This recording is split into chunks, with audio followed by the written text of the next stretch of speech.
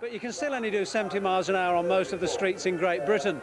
But some of the fastest in the country have been competing here today in the Loctite Porsche race. And what a battle that turned out to be. 9 to 8, they all move away, and it's Mike Jordan who makes the best start, but Nick Wenham going ahead. Nick Wenham storms ahead and goes in to take a very close line, and it's Wenham who has that lead, although Mike Jordan is challenging. It's Wenham from Jordan as they go into the battling for position, as they come down into the high chicane. That's the rest of the field, but Wenham has the lead. It's Jordan in second place. Keith Russell has made a good start. The club sport, basically, but as you can see, they've got it nearer the front every race. It's right up there with them at the moment. Whether it stays there's another factor. Well, that's Wenham, number 5, the leader, with Mike Jordan, the reigning champion, right on his tail. Wenham very, very close to the barrier there. And Tony Dron in 4th place. You can see the quite differently whale-shaped 9 to 8, and Jordan makes a challenge. Jordan goes ahead as they go into Loctite turn. Appropriately enough, a big sideways moment for Jordan. He corrects it.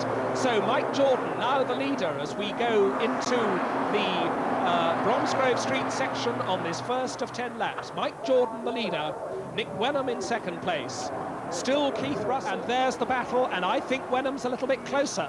That fastest lap must have helped him a little bit. Nick Wenham in second place, certainly hasn't given up in his pursuit. We're now on the 5th lap as they go into Bolly Slip Corner, and quite a tight line there. It's 0.8 of a second on the stopwatch, 4/5 of a second gap between these two men as they go up Peter Barwell Hill and into Halford's Corner. Yeah, and in fact, Nick Wenham is coming right up on Mike Jordan coming up the hill.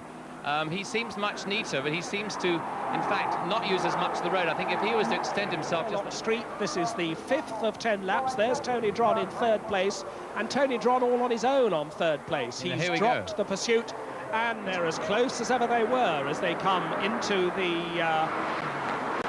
Halford's Corner. Still Russell in 4th place, but well back, and Dickie Atlas, who's whittling away at the gap from himself in 3rd place up to this leading battle. Yes, you notice how close Nick Wenham is right now. He's pulling out, but you see it's not the ideal place to go by because he's got to go round.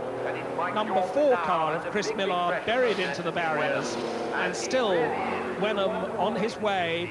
Headlights on now for Jordan. They're on their 8th of 10 laps. This is where the yellow flags are, because that's where Millard went off, and Millard's car still parked among the bundles of tyres which are used to protect some of the braking, but about a length in it as they go down Sherlock Street. Remember, this is the penultimate lap, lap 9 of 10, and now Wenham makes an effort.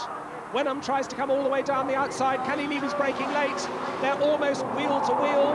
But of course he does get a better line through the corner, Nick Wenham. Gets a much better line through the corner, but he can't use it to advantage. So that's Zenith Bend. They now come down Bromsgrove Street to Shell Turn, which has a right-hand entry before a left-hand exit. It's not somewhere you can overtake somebody because you sweep from the right to the left, you see. It's very difficult. And very tidy still, Mike Jordan. Very impressive. He's under a lot of pressure, but he doesn't seem to be pushed into any mistakes by Nick Wenham. They start their final lap. This is the last lap into Bolly Slip Corner, and it's now that Nick Wenham's going to have to make that effort. Ooh, he really got it sideways going through there, Nick Wenham did. It's going to be very interesting just to see if he can handle it. I think he's sussed out how he's got to get around the Halford's Corner. It's whether he can just stay close enough to out-braking, but there aren't that many good braking positions on this circuit. But he's using his power, isn't he, as they go up Pete Barwell Hill. The front wheels of Wenham level with the rear wheels of Jordan, and they're almost door handle to door handle on the brakes. This is the final lap. They touch, they briefly touch, and that pushes Wenham very, very wide indeed. But it just wasn't the place to do it, you see.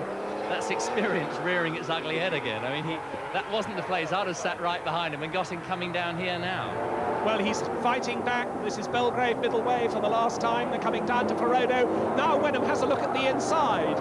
Jordan shuts the door. Wenham looks at the outside. Jordan's there as well.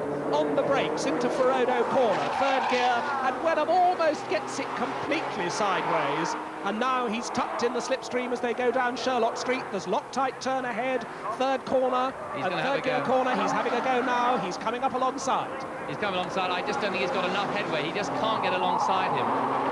And that's what he needs, to sort of let them side by side, two abreast. Now we'll see just what we can do now into the next turn. Yeah, that's Zenith Bend, and now all they've got left is Shell Turn, that difficult right then left, before they have the run down to the finish line. And Wenham really trying one side then the other, on the brakes for Shell Corner. Clinging to that apex. Jordan is still in front, the checkered flag is waiting, and Mike Jordan comes storming down to win by a whistle.